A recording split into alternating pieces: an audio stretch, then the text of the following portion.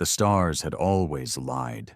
They glittered like beacons of hope, of promise, but they were nothing more than the cold glimmer of ancient fire. Commander Brennan knew this more than most. 22 years in deep space, scraping through asteroid belts, navigating pirate-infested trade lanes, watching comrades get spaced for minor mistakes. He didn't believe in promises anymore. The ship, Vanguard, wasn't supposed to go beyond the barrier. No one was. The galactic barrier wasn't just a myth. It was a law etched into every interstellar accord. Even the most advanced alien empires feared it. The border beyond which communication died, physics twisted, and probes never returned. But humans, stubborn, reckless, cursed with curiosity, never did follow the rules. The mission was simple in theory. Punch through the edge of known space, document what lay beyond, and come back, if they could. The Vanguard was the most advanced stealth warcruiser Earth had ever produced. A black spear of metal and rage. 50 crew, all volunteers, all ghosts now. Brennan stood alone on the bridge, the red emergency lights casting long shadows. Everyone else was gone. Some vaporized when the barrier tore the reactor open, some killed in the panic, and others just disappeared, like they were erased from the universe. He hadn't slept in 4 days. Couldn't. Every time he closed his eyes, he saw it again. The moment they breached the edge, 1 second it was space, the next it was like falling through time. Stars bent, stretched, and vanished. The ship screamed, metal groaning like a dying beast. Then silence. The Vanguard had crossed into the void. He remembered the stillness. No stars, no light, just endless black, like the universe itself had stopped breathing. Systems fried one by one. Shields failed. Comms went dead. But worst of all was the whispering. It wasn't sound. It was thought. Something foreign, alien, but impossibly ancient. It scraped against his mind like nails against bone. It didn't speak in words, not at first. Just emotions. Rage, hunger, loneliness. Something had noticed them. Something buried in the dark. He tried to warn the crew, tried to fight it. But whatever it was, it got inside. Turned people against each other. There was a moment, just one, when he saw Lieutenant Harness, a quiet engineer from Titan, gouge his own eyes out with a spanner, smiling, saying it was beautiful. It wasn't beautiful. It was wrong, unnatural, older than gods, if such things ever existed. Now it was just Brennan and the ship, drifting somewhere that shouldn't exist. The last message he managed to send to Earth had been 3 words before comms collapsed. We found it. He didn't know what it was yet, but it was coming closer. He stood at the observation deck now, watching the void swirl into form. Shapes moved out there, massive, like mountains swimming through ink. At first he thought they were ships, but no ship was shaped like that. Organic, but not alive. Mechanical, but not built.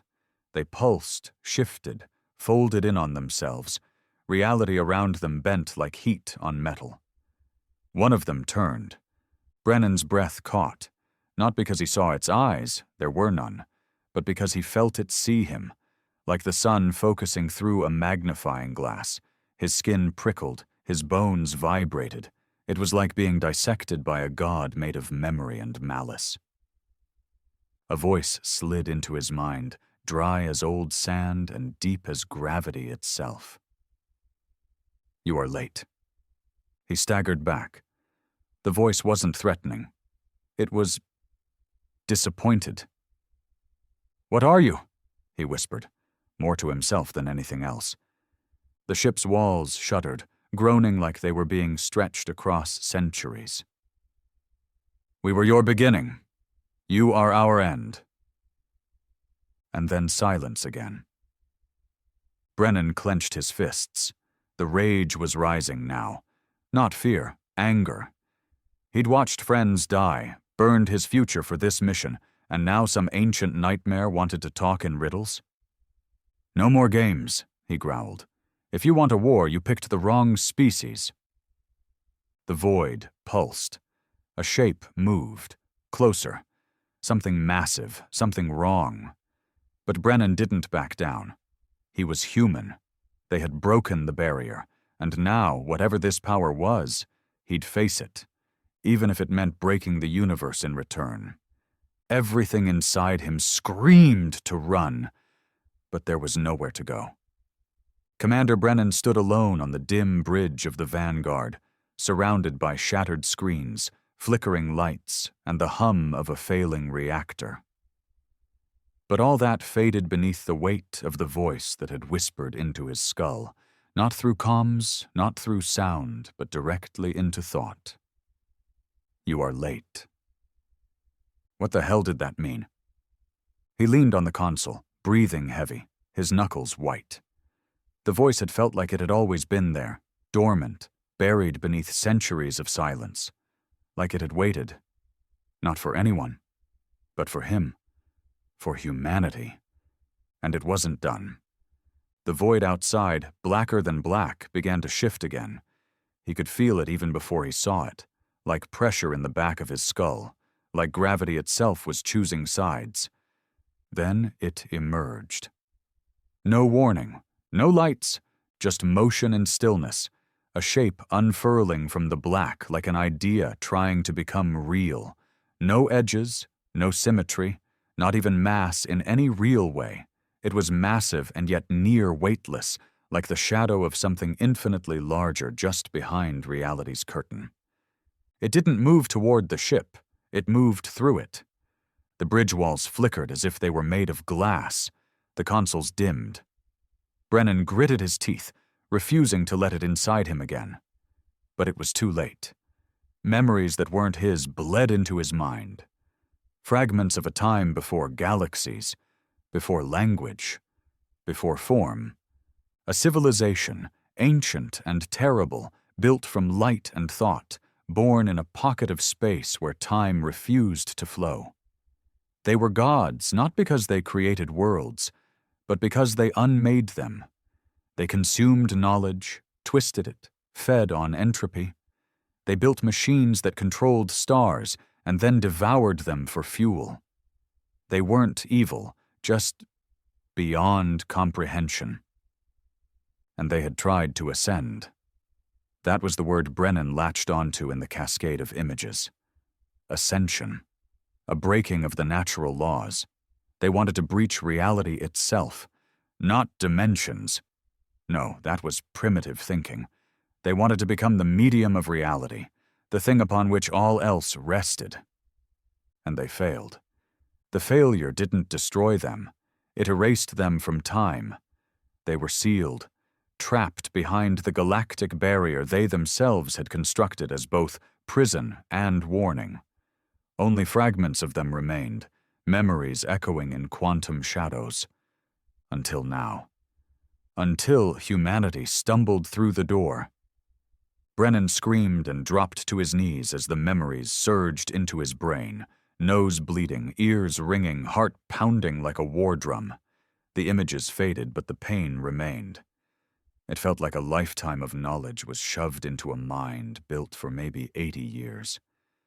He wiped his mouth and stood slowly, breathing through gritted teeth. The presence lingered. Closer now. It hadn't attacked. It hadn't destroyed the ship. It could have, easily. But it didn't, and that was more terrifying. "Why me?" he muttered aloud, coughing up phlegm mixed with blood. "Why humanity?" Another pause. Then, "Because your kind believes in the impossible." He laughed bitterly. "So you want hope now? After all this?" "Not hope. A gamble." He paused, unsteady on his feet. Gamble on what? The presence surged again, not violently, but insistently. And then came the second voice, not the same as the first, not the ancient cold. This one was younger, but still old. Layered, broken, full of something else. Regret. We built the barrier to keep ourselves in, it whispered, feminine but warped, like echo over thunder. And now, we are no longer complete. Brennan turned sharply. You're saying you're broken? We were many. Now we are fragments. What remains is hunger and hate. The last spark seeks restoration, or destruction. He understood, barely. This wasn't a single godlike entity. It was a shattered consciousness, some pieces driven mad, some asleep, and others trying to restore themselves. The one speaking now, this voice, it wasn't hostile. Not yet. You need us, Brennan said, eyes narrowing. You need humans to finish what you couldn't. The response was slow. We need what you have, that we lost. Choice, the rage, passion, defiance.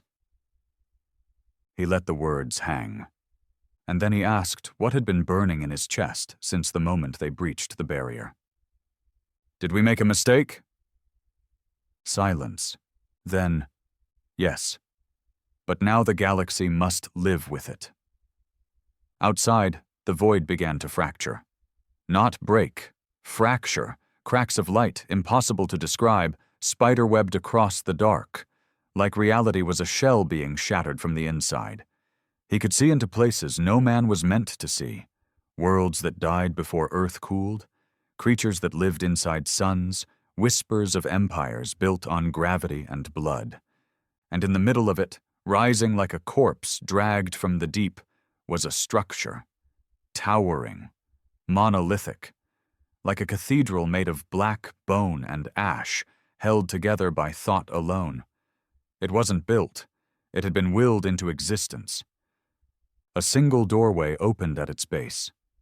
The voice whispered again. Enter and decide what kind of god your kind will become. Brennan wasn't a hero. He'd lied, cheated, stolen military intel, even blackmailed his way into this command. But for once in his life, he felt something deeper than survival. He felt responsibility. He activated his exosuit, one of the few things still functional. He left the bridge, walking through the dying corridors of the Vanguard. No more crew. Just ghosts. He passed Harness's body, eyes missing, smile still frozen. He didn't flinch. The airlock resisted at first. Then something unseen nudged it open. There was no vacuum outside, no cold. The structure was inside something else, not space, not time. It was like walking into a dying god's dream. Brennan floated toward the tower, guided by forces beyond physics. He stepped inside, and reality shifted. No floor beneath his feet, no air, but he could breathe. Time moved strangely. Each second felt stretched and compressed. The hallway pulsed with memories that weren't his. Wars, civilizations, ascensions, and extinctions. And then he reached the core. It wasn't a room. It was a void with a heart. A massive sphere of light and shadow spinning slowly. Around it, thousands of forms floated. Corpses of other species. Not dead. Frozen in choice. Like they'd each come here too, long before humans ever evolved. And all of them had failed. The light shifted. From it emerged a face. Not human. Not alien. Just a face formed from whatever his mind could tolerate. We gave them the choice. They chose to destroy. Now, we offer the same to you. Brennan stared. What choice? The voice responded without sound, just thought. We offer power. We offer truth. We offer the ability to reshape all that is. But to do so, a price must be paid. What price? Your humanity. Brennan almost laughed. Almost. We gave up on that a long time ago. The sphere pulsed, and suddenly he saw Earth, not as it was, but as it might become. Towers scraping clouds, planets colonized, disease gone, death obsolete, humanity eternal, but beneath it, something else. Chains, not of metal, of purpose, the kind that turns species into tools for ancient minds, a perfect future, without freedom. And he saw the other path. Destruction, a clean end. The ancients die forever. The barrier reseals. Humanity dies in time, but as itself. You must choose. Brennan clenched his fists. A perfect future without freedom, or extinction with dignity. His voice cracked. I've seen what perfection costs. He stepped forward. Let it burn. The void screamed. The sphere pulsed, the light fractured, the corpses around him disintegrated into dust. The cathedral began to collapse, not in fire, but in forgetting. The presence recoiled, not in anger, but in sorrow. Then your kind will face what we faced, alone, afraid, free. Everything went white. He woke on the bridge. Alarms screamed, systems rebooted. The ship was intact, scarred, broken but whole. Around him lights flickered. Reality had returned. Stars outside, real ones. The barrier was behind him. The Vanguard had made it through. A single message blinked on the console. It wasn't from Earth. Just 6 words. You chose, now live with it. The Vanguard drifted in silence. Commander Brennan stood alone on the bridge, staring at the stars that had once seemed unreachable. They burned as they always had, distant and indifferent. But something had changed. He had changed. The ship's systems groaned back to life in slow pulses, struggling to reboot after whatever had just happened. But he didn't rush to fix anything. He had crossed the barrier. He had made a choice, and now the reckoning had begun. The message on the console blinked with quiet malice. You chose. Now live with it. He didn't know who had sent it, the fractured God thing from beyond, or something worse. Maybe it didn't matter. All that mattered was what came next. And Brennan had a sinking feeling it wasn't going to be peace. A crackle of static jolted him. He turned sharply. Communications. For the first time in what felt like weeks, the Vanguard was connected again. Command to Vanguard. Do you copy? A wave of emotion hit him, too fast to filter. Relief. Fury. Regret. He slammed the comms switch. This is Brennan, he said, voice rough, dry. I'm alive. Alone. There was a long pause, then, Copy, Brennan. Telemetry shows your ship breached the barrier. He leaned back in the command chair, blood still crusted in his ear, the taste of metal on his tongue. You have no idea what I breached. It took Earth Command 3 days to send a retrieval cruiser. He was told to remain on board, isolated. They were afraid of what he might bring back. Not diseases, not radiation, information. He wasn't surprised. What did surprise him was who came aboard. Not a diplomat, not a psychologist, not even military brass. Director Lauren, a spook, government black ops, the type of man whose name never appeared on payrolls. Bald, pale, and dressed like death in a gray suit without a single wrinkle, Lauren stepped onto the bridge with surgical precision.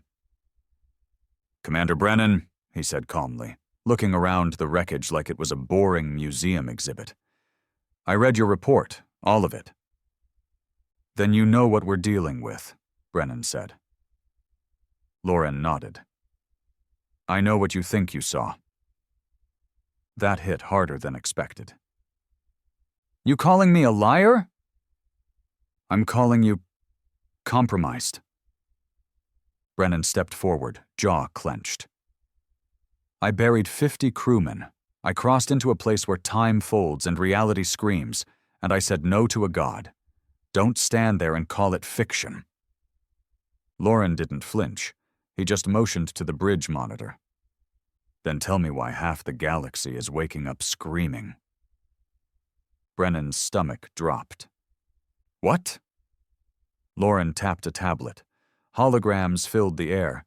News feeds, emergency broadcasts, distress signals. Entire sectors of the galaxy were reporting disturbances. Star systems blinking out for seconds. Alien species suffering mass hallucinations. Ancient machines activating after centuries of silence. Wormholes behaving like maelstroms. And Earth's AI core, deep in Antarctica, had shut itself down after muttering 2 words. They're coming. Brennan stared, unable to breathe for a moment. What did I bring back?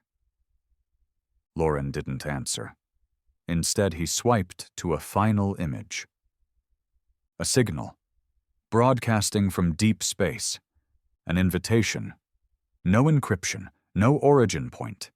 Just a phrase repeated endlessly across hundreds of languages. One must carry the spark. The debriefing was a formality. He didn't give them everything, just enough to scare them. He knew how Earth Command worked. He'd seen them erase colonies, silence whistleblowers, turn heroes into scapegoats. They'd find a way to weaponize what he told them, and whatever the ancients were, giving bureaucrats god-level knowledge was a fast ticket to extinction. They offered him a medal. He told them to keep it. They offered him a retirement package. He told them to shove it.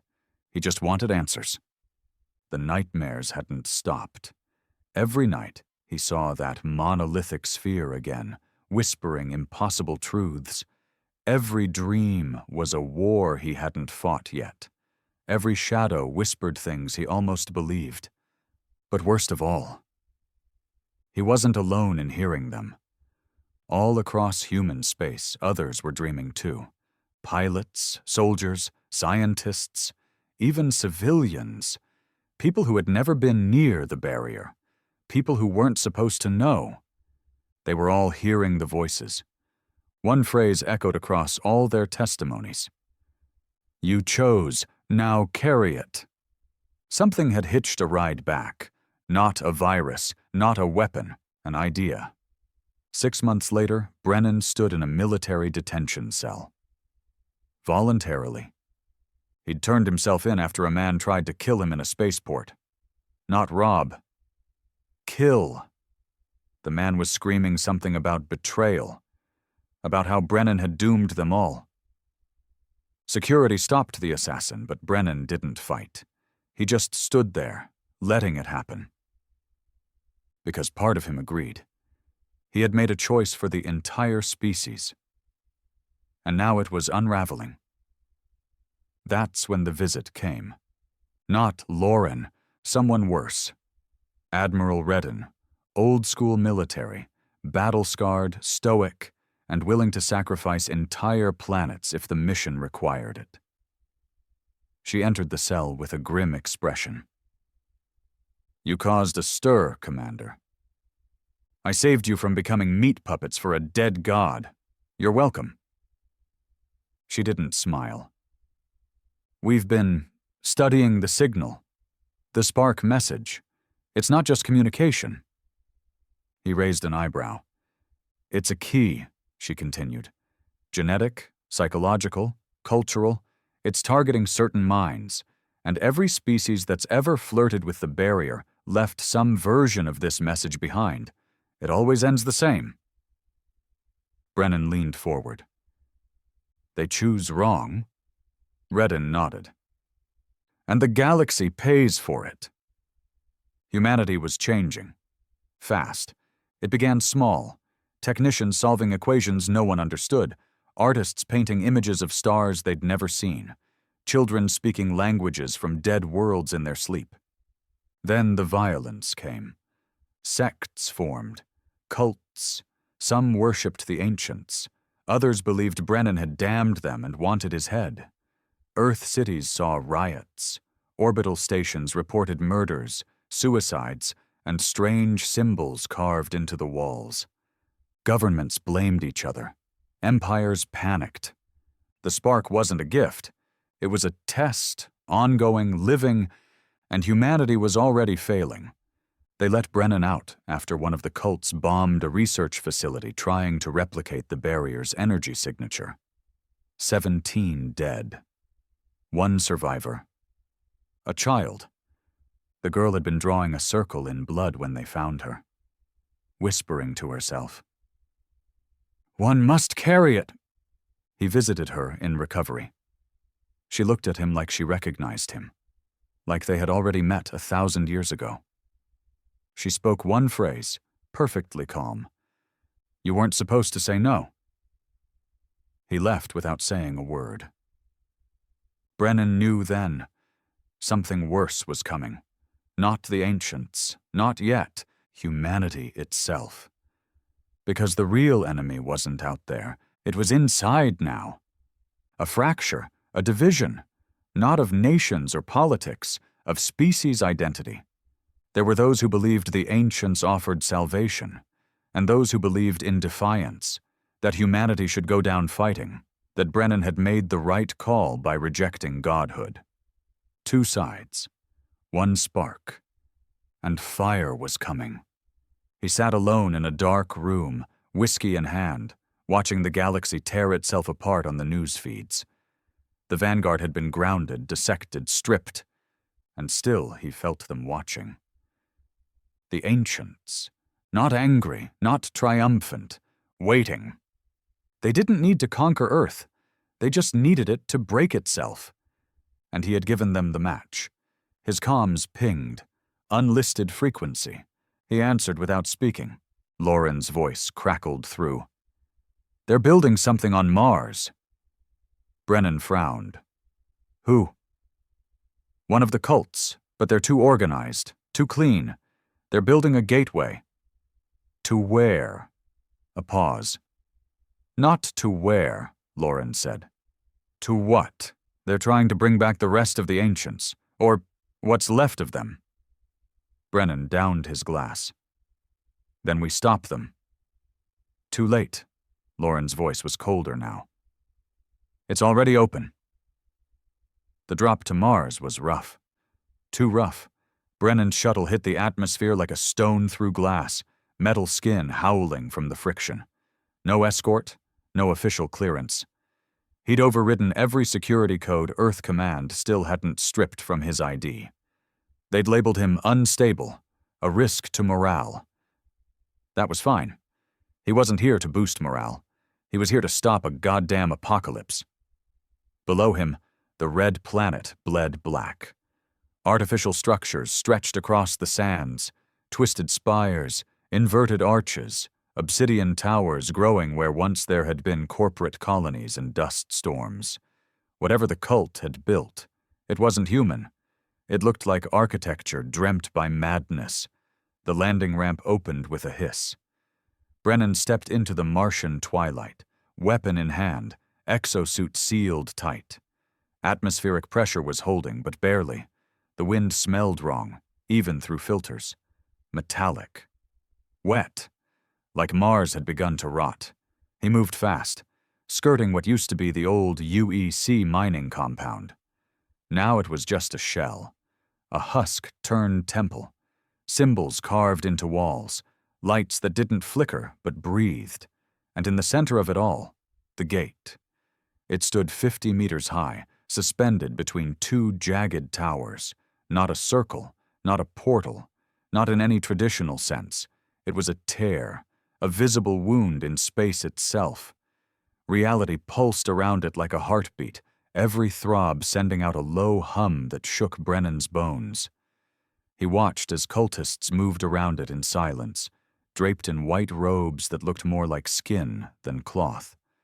No faces visible, no noise, just the quiet devotion of lunatics who believed they were building the future. One of them turned and saw him. Brennan raised his weapon and fired. The cultist dropped instantly. No scream, no stagger, just down, like a puppet whose strings had been cut. The others stopped. Every head turned to him in perfect synchronization. Brennan stood his ground, teeth clenched. "You want gods? Come get 'em." The wind shifted. Then they charged. He didn't hesitate. He opened fire, the auto rifle kicking against his shoulder, hot tracer rounds carving through the red dust. The first wave fell fast, too fast. No cover, no tactics, just blind devotion. But behind them, something else moved. Not human, not entirely. He saw it emerge from the shadows of the gate, tall, thin, with arms too long and skin that shimmered like oil over metal. No mouth, no eyes. Just a smooth face split down the middle with a red, pulsing line. It screamed, but not in sound, in thought. His vision blurred. Blood leaked from his nose. Systems flickered. The creature rushed him with impossible speed. He barely had time to switch weapons. Grenade out. Boom! The thing flew back, body torn in half, but still writhing, still reaching. He stomped on its head until it stopped moving. Whatever the cult had summoned, it wasn't the ancients themselves. It was what came before them, or what was left after. He pushed forward, deeper into the temple, clearing hall after hall of twisted machinery and flesh-twined metal. More cultists, more abominations. Some fought, some screamed, some just stared at him like he was interrupting a dream. Then he found her. She stood at the foot of the gate, alone, dressed not in robes, but in military black. Tactical gear. Sidearm holstered, unshaken. Dr. Morel Tavik, the lead researcher from Earth's Ancient Tech Division, reported dead 2 years ago after a lab explosion. Brennan's blood turned cold. "You," he growled. She turned, calm as ever. "Hello, Commander." "You're supposed to be Ash." She smiled faintly. "Death is relative. Once you understand what we touched beyond the barrier, you realize how little death means." He raised his rifle. "You built this?" "We followed the echoes," she said. "They gave us the pattern. We built the key, and now the door is almost open." "Why?" he barked. "You want to bring them back? The ancients, after what they did to every species that ever tried?" Tavik tilted her head. "Bring them back? Number. They were never gone, just fragmented, broken. But we've been chosen to put them back together. The spark, your spark, was the final piece." Brennan stepped forward, rifle steady. "I chose number 1. That spark? That was rejection. Humanity told them to burn." She laughed, genuinely amused. "Oh, Brennan, you misunderstood. You didn't close the door. You opened it wider. You proved humanity was capable of refusing power. That makes us the only species strong enough to be worthy of it." The ground shook. The gate pulsed. Something massive stirred behind the tear. Not form, not matter, just presence. Brennan pulled the trigger. Click. Jammed. Tavik's hand blurred to her hip, drawing a blade from nowhere. He dodged the first slash, barely, then slammed into her with his shoulder. They tumbled into the dust, struggling for control. She was fast, enhanced, augmented beyond normal human limits. She slammed his faceplate with her elbow, cracked it. He drove his knee into her gut. She grunted but didn't go down. They rolled, fists flying. Then a blast of force threw them both apart. The gate. It had opened, fully. Something began to emerge. Not a ship, not a creature, a shape without definition. Light, shadow, memory, hunger, all wrapped into a form that couldn't exist. It didn't cross into Mars. It grew into it, like a tumor of unreality spreading through space and time. Tavik laughed as she knelt in the dirt. "They're here," she whispered. At last! Brennan rose to his feet, blood pouring from his lip. Then it ends now. He sprinted toward the gate's core. The machinery surrounding it was pulsing with energy, raw, unstable. Overload was possible, but it would require a sacrifice. Someone had to stay behind. Someone had to carry the spark one last time. He reached the control nexus, tore open the panel. Too many cables. Too much code. It wasn't human-made anymore. It was grown, like nerves from a brain. Tavik screamed behind him, running toward him with the blade again. He didn't turn. He shoved his bare hand into the machine. Agony. Pure. Every nerve lit up. His blood boiled. His memories unraveled. The machine responded instantly, recognizing him. The spark. The one who said no, and it listened. The gate began to collapse. Reality folded inward. Tavik screamed, not in pain, in rage, in betrayal. "You don't understand what you're destroying," she cried. "I understand too damn well," Brennan growled, his vision dimming. "You don't get to choose for us." The gate tore. The shape howled, a thought of agony stretching across dimensions. And then, nothing. He woke up again. Same way as before. Bridge of the Vanguard, alone, systems operational, Earth visible in the distance. Time hadn't passed, or had passed differently. He sat up slowly, looked at his hands, still trembling, still real. The console blinked. One message. No sender. Final choice accepted. You carry it well. The stars were quiet again. Too quiet.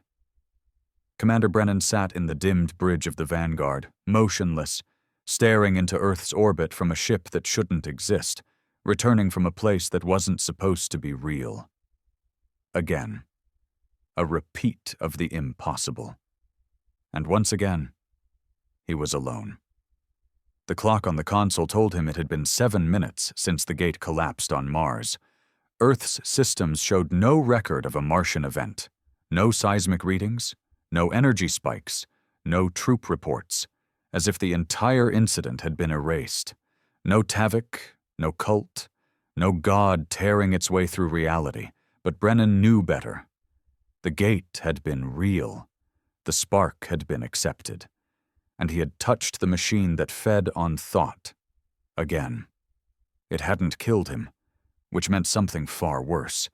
It had changed him. He ran the medical scan twice. No wounds, no brain damage, no external signs of infection. But the nanoscanners told a different story. His DNA wasn't fully human anymore. Less than 2% variation. Enough for a specialist to dismiss as artifact noise. But Brennan had lived enough time in deep space to know better. This wasn't noise. It was insertion. A layer of code, biological and quantum, embedded in his cellular structure. It didn't rewrite who he was, but it added something. A new thread in the pattern. He could feel it like a low hum behind every heartbeat. His thoughts moved differently. Faster. Sharper. He remembered things in ways that didn't make sense. Snippets of conversations he never had. Battlefields he'd never fought on. Cities he'd never visited. He dreamed of stars collapsing in reverse.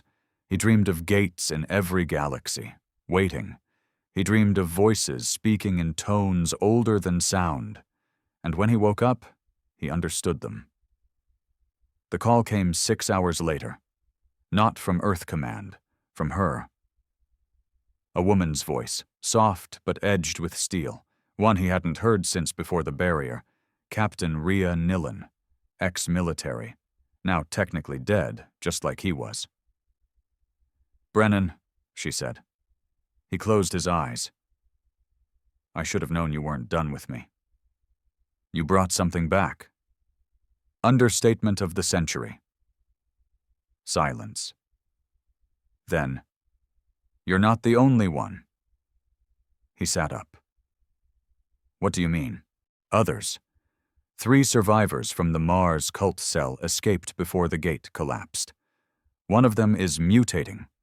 The other two are broadcasting something. Through dreams. Brennan's chest tightened. They're spreading the spark? Number they're becoming gateways. Rhea met him on a derelict mining platform outside Europa, deep in Jupiter's shadow. Off-grid. No eyes from command, no surveillance, just vacuum, ice, and truth. She looked different. Leaner, colder, eyes harder than he remembered. The years had aged her, but not in time. In distance. She didn't walk like a soldier anymore.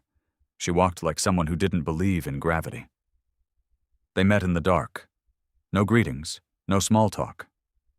She handed him a tablet. Surveillance footage. One of the cult survivors. A man. Mid-30s, sitting in a room alone, humming softly. Around him, electronics were pulsing. Not malfunctioning.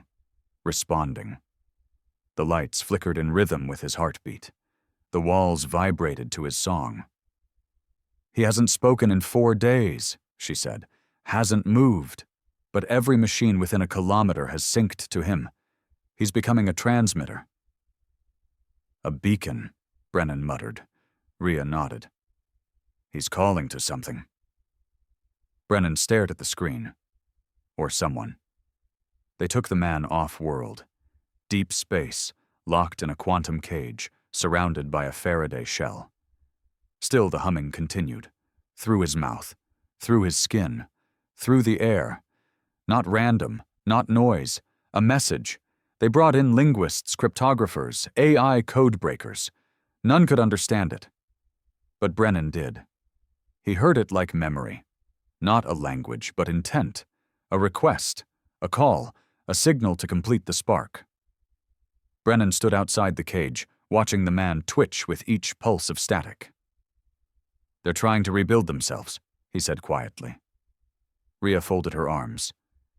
Piece by piece. Through us.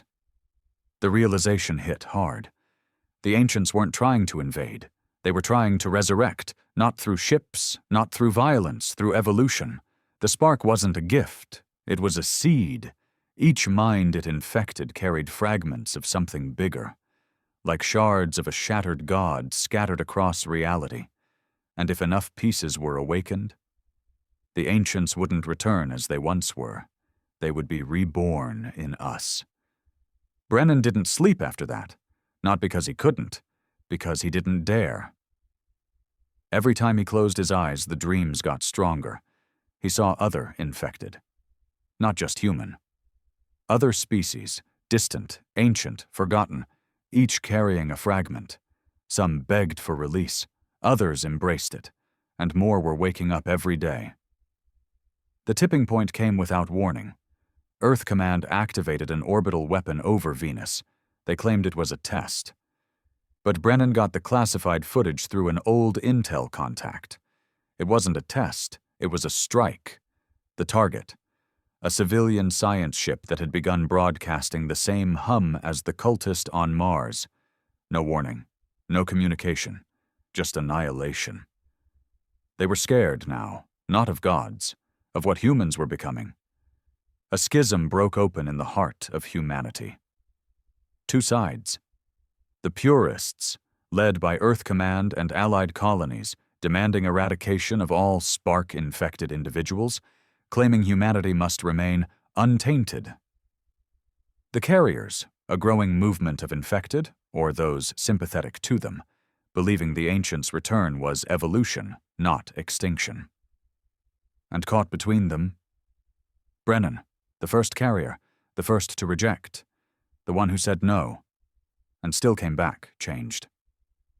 He met with Rhea one last time, somewhere beyond Neptune, in a dead zone of long-abandoned outposts and forgotten wars. She looked tired now, like she hadn't slept in weeks. This isn't just war, she said, watching Jupiter rise behind the asteroid belt. It's species suicide. Brennan nodded. We weren't ready for gods, we still aren't. Then what do we do? He turned toward her, eyes hollow, voice low. We find the rest. Rhea blinked. What? The other fragments, the other carriers, every one of them, before Earth Command finds them first, before someone puts the puzzle back together by accident or by faith. And if someone already has? He looked at her with a haunted gaze. Then we stop a god from being born again. They went dark after that.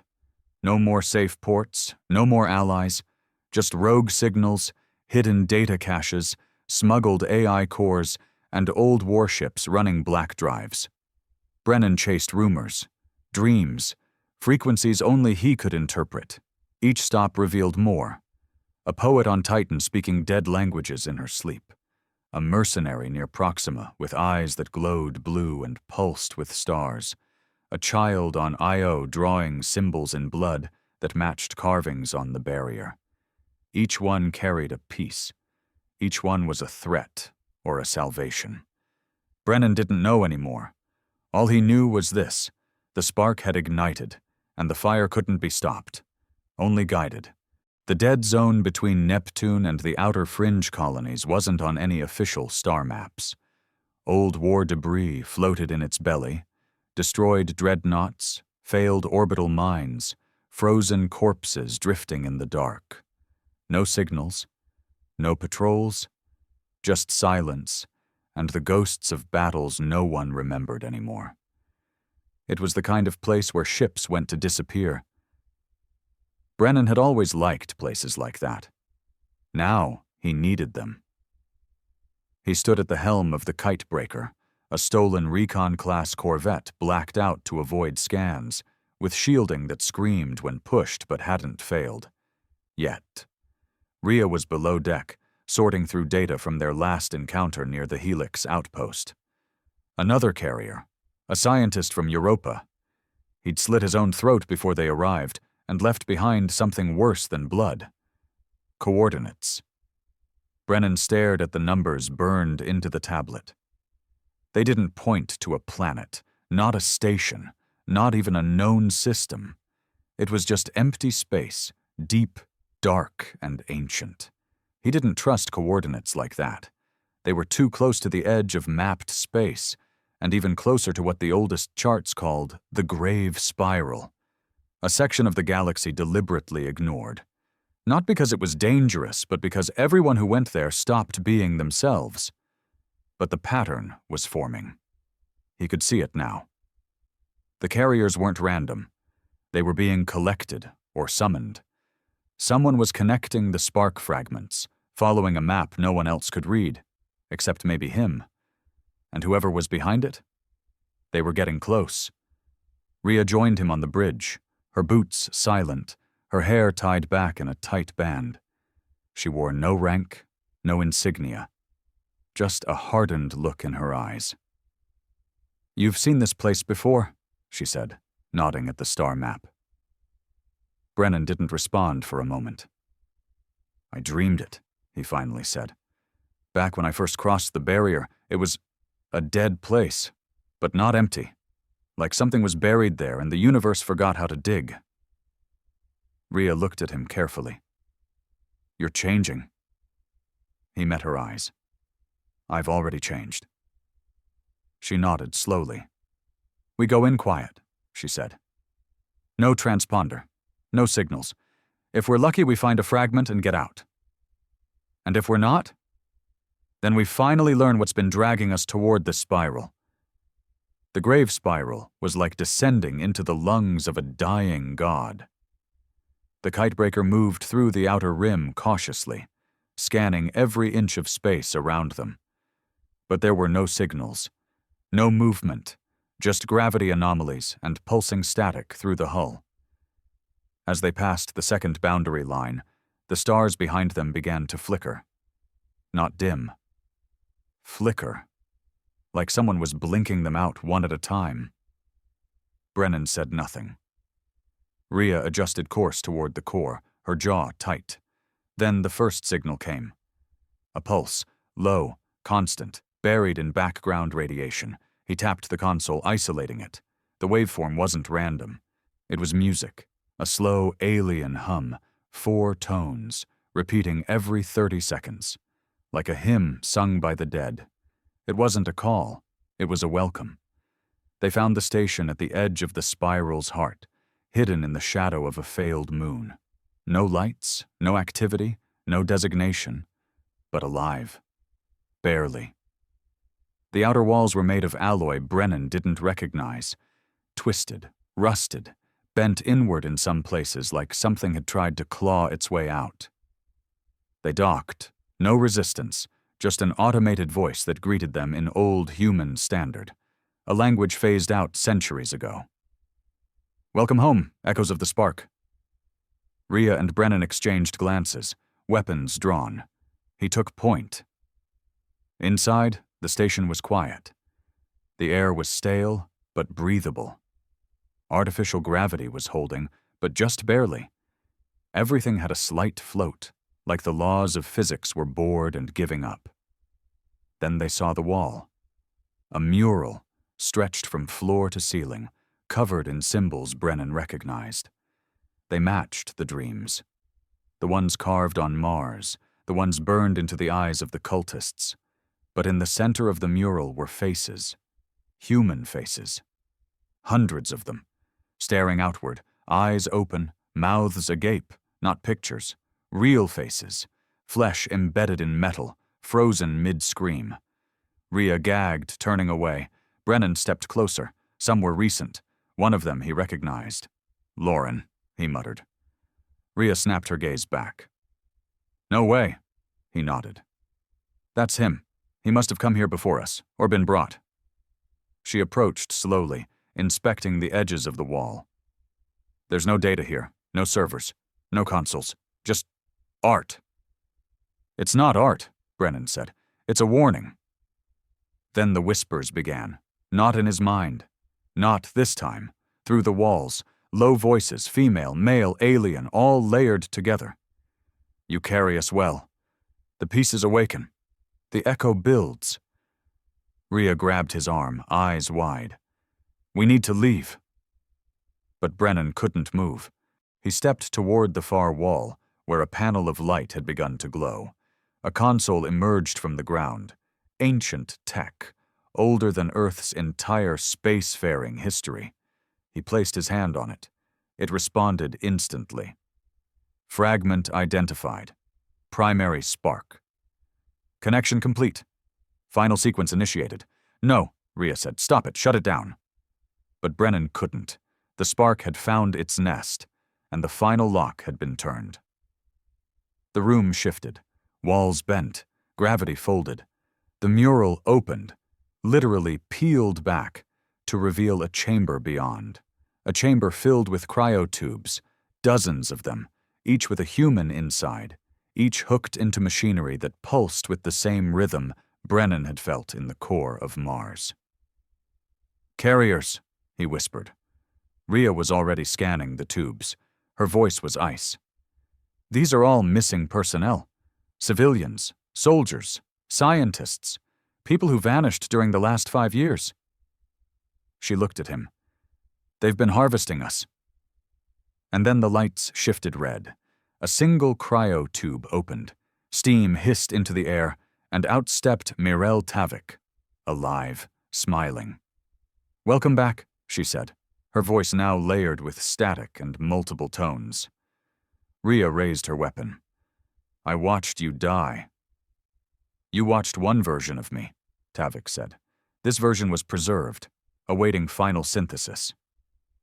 Brennan stepped forward, fire in his eyes. "You've built your god?" She nodded. "Almost, but it needs a host." Her eyes locked onto him. "You." The station pulsed like a heartbeat. Reality twisted around them. Tavik moved with inhuman grace, her voice echoing from impossible directions. "You were the first, the purest defiance, the only spark that rejected and survived. You completed the circuit." Brennan's pulse thundered in his ears. "What happens if I say no?" "You won't," she said softly. And then she opened herself. Not her body, her mind. Brennan felt it hit him like a flood. Memories, thoughts, entire civilizations, dead, dying, extinct, compressed into a single stream of data. He saw how the ancients had built species to serve as hosts, how they'd failed time and time again, how humans were a last gamble, an accidental success, how his choice, to reject the gift, wasn't defiance. It was the final piece. He had proven humanity was capable of resistance, and now that resistance had been weaponized. His mind went blank. White, cold, burning, he dropped to his knees. He was standing on the bridge again, of the Vanguard. But not his bridge. A vision. Earth hung below. Quiet, waiting. Behind him, Tavik watched with eyes that glowed like dying stars. "You will not lose yourself," she said. "You will become more." "I don't want more. You already carry it. Let us finish what you started." He turned away from the view. Faced her. "Number, I carry it not because I want to, but because no one else could. I won't let you take that and turn it into a leash." She smiled sadly. "Then prepare to watch your species fall." He woke gasping. The station was collapsing.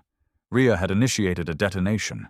Tavik was gone, fled, or vanished into whatever dimensional space she came from. Alarms screamed. The walls bled static. He ran with her to the ship. No time to argue. The kitebreaker launched as the station began to implode. Brennan didn't look back.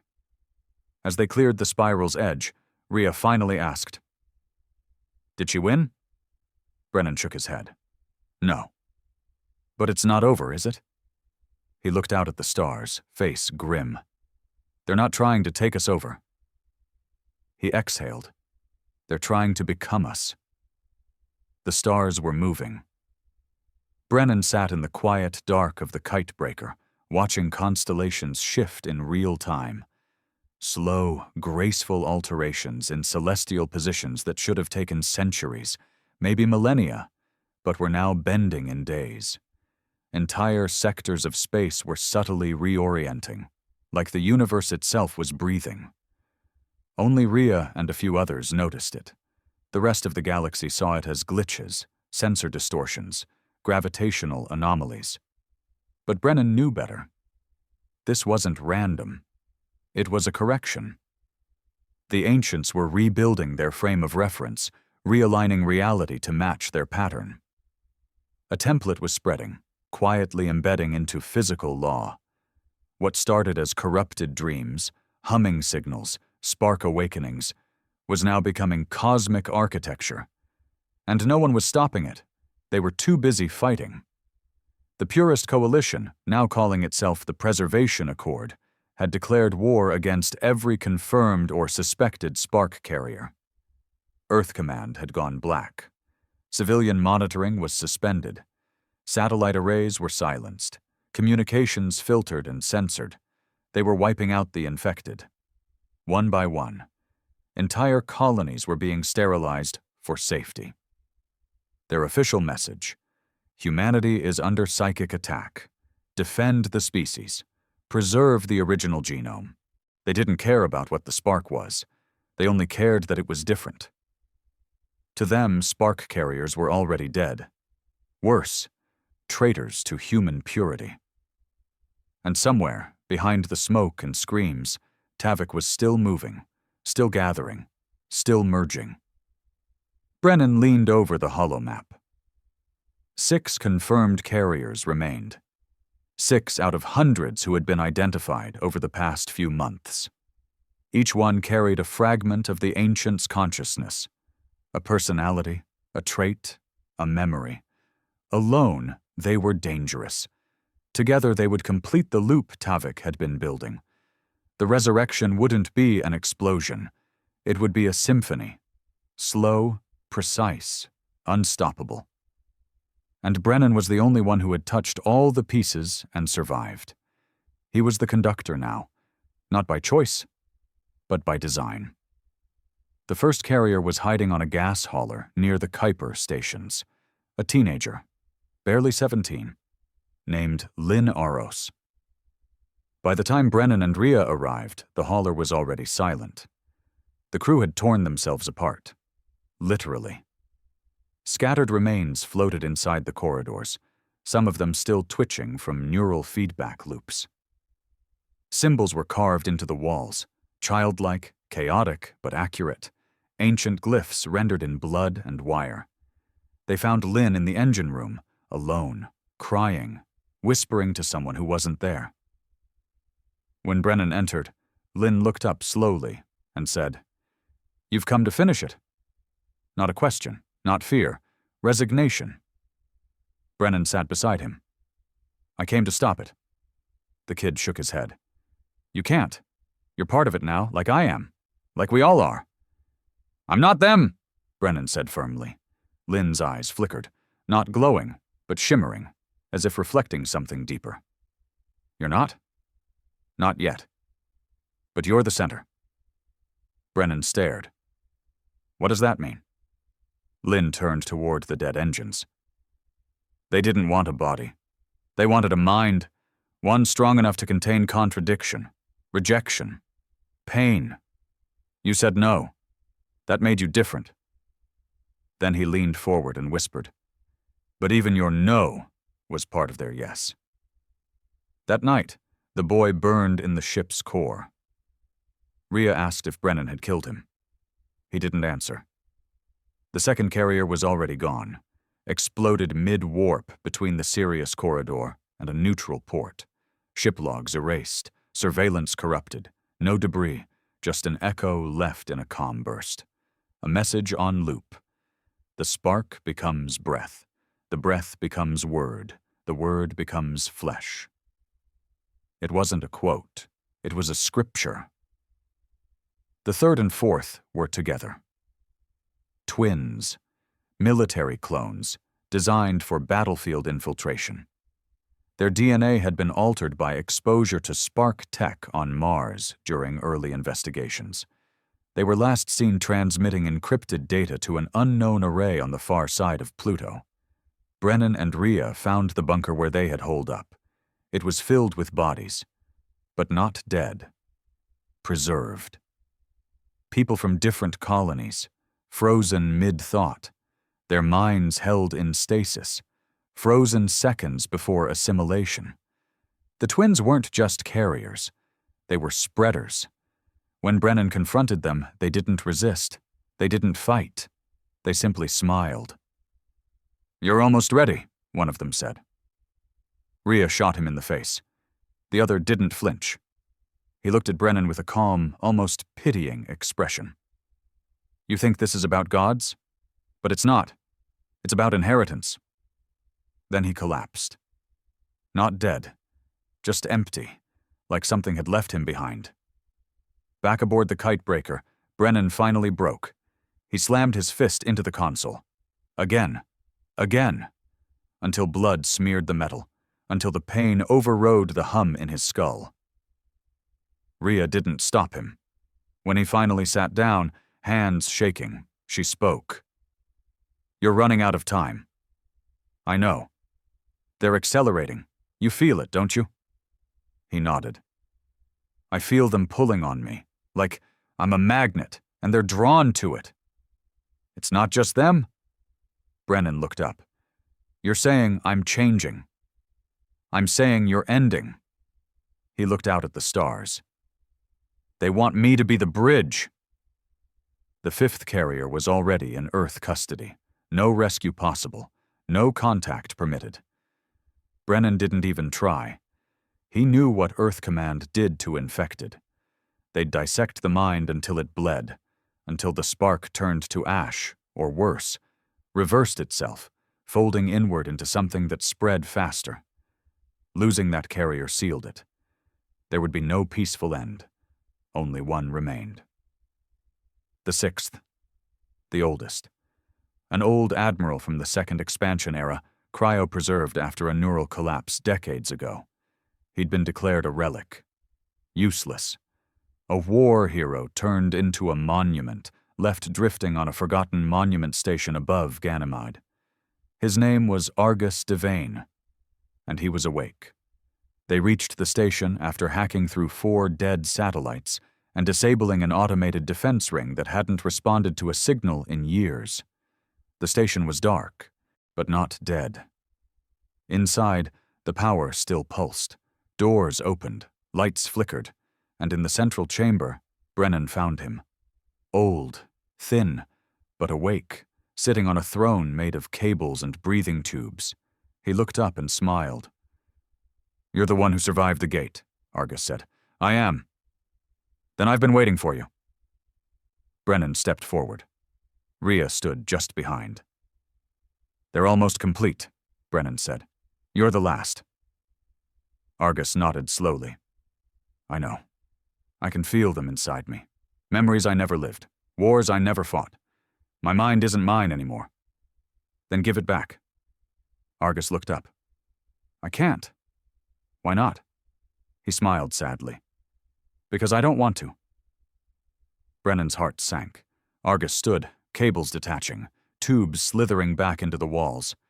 "You've been fighting so hard, Commander, running, killing, bleeding, all for what? To stay human?" "To remain ourselves," Brennan snapped. Argus stepped closer. "What if humanity isn't the end? What if we're the cocoon?" He paused, tilting his head. "What if the spark isn't infection, but birth?" Brennan raised his weapon. But Argus didn't move. "You've already changed, Brennan. You dream in equations. You hear the pulse. You feel the shift. You've become what they needed, a will that doesn't collapse." Brennan shook his head, trembling. "I won't let you finish this." "You don't have a choice." "Yes," Brennan growled. "I do." Then he fired. The shot hit center mass. Argus crumpled, but as he fell, something rose from his body. Not light, not energy, a presence. It didn't attack, didn't scream, didn't burn. It simply moved into Brennan, and for the first time, Brennan didn't fight. He let it in. He saw everything. The original ancients, their rise, their fall, their fragmentation. He saw how they scattered themselves across galaxies, embedding their essence in minds, in blood, in choices. He saw Tavik, not as a villain, but as a believer, trying to rebuild a species that no longer existed. And he saw himself, not as a savior, not as a soldier, but as a keystone. The final thought, the deciding vote. The question wasn't, do we stop the ancients? The question was, do we become them? He collapsed, woke up to Rhea injecting him with a stabilizer. "You're still here," she whispered. "Barely." He sat up, mind burning, vision splitting between stars and ancient ruins. "They're ready," he said. "They're waiting for me." Rhea looked at him with tears in her eyes. "And what are you going to do?" Brennan stood, blood dripping from his nose. "I'm going to meet them." Brennan didn't know if he was dreaming or dying. The kitebreaker hung in the space between systems, drifting toward a region that didn't exist on any map, not even in the underground archives Rhea had access to. Its coordinates were known only to him, whispered in dreams, etched into the core of his bones after the last fragment. Argus Devane had given up his flesh to complete the chain. He felt different now, not infected, not possessed, just divided. Part of him still bled, still remembered faces, orders, the feel of steel under his palms. But another part, larger every day, had begun to understand why the ancients had done what they did, why they had splintered, why they had seeded species across galaxies, building minds like scaffolding for something that couldn't live in singular form. He was becoming a vessel, but not blindly. That was the difference. And it was everything. The space beyond the grave spiral opened into a field of pure darkness, not emptiness, not void. This darkness had texture, layers, like something was folded over itself hundreds of times and only now unraveling. Brennan guided the kitebreaker through it in silence. Rhea stood beside him. She hadn't said much since Argus. She didn't need to. She knew where this was heading. And she knew if it came down to it, she might have to kill him. He wouldn't blame her. Hell, he might have to kill himself before it was over. But not yet. They reached the structure 3 hours after entering the zone. It wasn't a ship, it wasn't a station, it was something else. A construct of layered light and raw memory, held together by will. It had no form, and yet cast a shadow. It shimmered like oil, shifted like mist, and hovered inside a shell of broken time. Every scan failed, every sensor looped back in on itself. But Brennan saw it clearly. It was calling him, and he had no choice but to answer. He and Rhea suited up. No weapons. What would be the point? The landing platform emerged as they approached, not physical, not even visible, just there. Their boots touched something. Brennan couldn't say what. It felt like walking on stone made of regret. At the center of the platform stood Tavik, unchanged, eternal now. Her eyes were brighter than before, not glowing, but pulsing with layers of perception.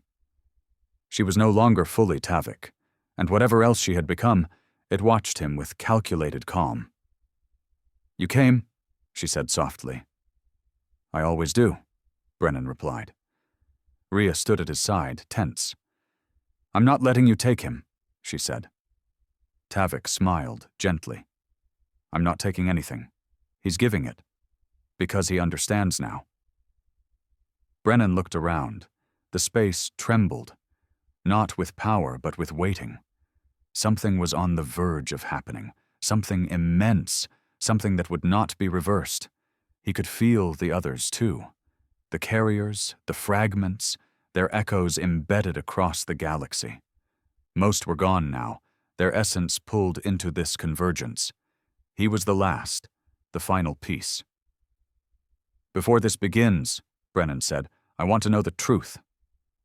Tavik tilted her head. "You've already seen it.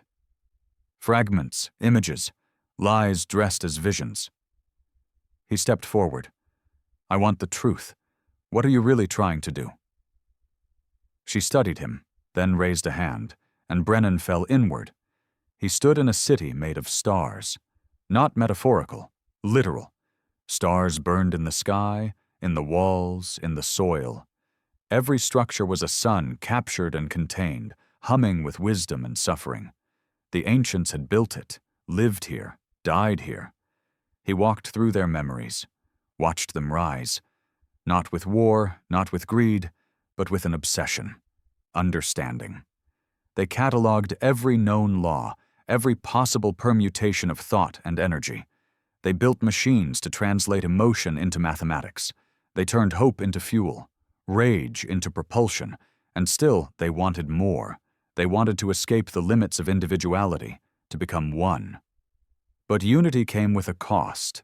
No dissent, no chaos, no choice. They became order incarnate, not gods. Framework, the structure behind reality, the law beneath law. But when a part of their mind resisted, when a single spark said no, the structure fractured. They were not destroyed. They were scattered. Brennan collapsed to his knees, back in the present. Sweat poured inside his suit. His eyes throbbed. "So that's what this is," he gasped. "A correction." Tavik nodded. "We're not trying to dominate humanity. We're trying to become it." "Why now?" "Because we finally built a species capable of resisting us, of holding contradiction, and that's what we needed. Not blind devotion, not fear, but a mind that could say no, and survive it." She looked at him, almost tenderly. "You are the prototype of what we were always meant to be." Rhea stepped forward. "Then why give him the choice at all? Why not just take it?" "Because choice is the final test," Tavik replied. "The keystone must choose to complete the bridge. Without that choice, the pattern breaks. And we fracture again." "And if he says no?" Rhea asked. Tavik didn't hesitate. "Then the ancients remain dead, and the spark fades. Forever." Brennan looked up, at the construct, at Tavik, at Rhea, at the universe trembling just beneath his feet. And he saw it all. The promise of unity, of knowledge, of peace without ego, of a species not ruled by emotion or fear. And the price, the death of chaos, the end of doubt. Humanity wouldn't die, but it wouldn't be human anymore. He stood slowly, eyes burning, voice low. I said no once. Tavik smiled faintly. And yet here you are. I'm here because no one else could be, he said. Not because I wanted to be. She stepped forward. Then give it to us, Brennan. Let it end. He stepped toward the core. The center of the construct opened, a sphere of pulsing memory, vibrating with ancient rhythm. All he had to do was touch it. Say yes, and it would be done. But he didn't move. Instead, he turned to Rhea. Do you trust me? Her eyes met his. Always. Even if I end everything? She nodded, heart-breaking. Yes. He turned back to Tavik and smiled. You were wrong. Her face twitched. About what? You thought I was the bridge. He reached into his suit, pulled out a final fail-safe, a quantum mind disruptor, a weapon not for bodies but for thought structures, the kind of thing built to kill consciousness, even old ones, even gods. Tavik's eyes widened. You'll die. I never planned on walking away, he said. He pressed the trigger. The construct screamed. Reality bent inward. The spark flared and broke. All across the galaxy the fragments burned out, one by one, not in pain, not in rage, in peace. A final release, a final number. Tavik collapsed, eyes empty, her form flickering into dust. The city of stars cracked, crumbled. And Brennan let go. He died with the weight of gods in his mind. But not as one of them. As a man who refused. 1 week later. Rhea stood on the bridge of the kite breaker, alone now. Above Earth, the stars were back to normal. The anomalies gone. The spark dead. But the message remained. Carved into Brennan's last words, sent across every open channel just before detonation. We were meant to choose. I chose number.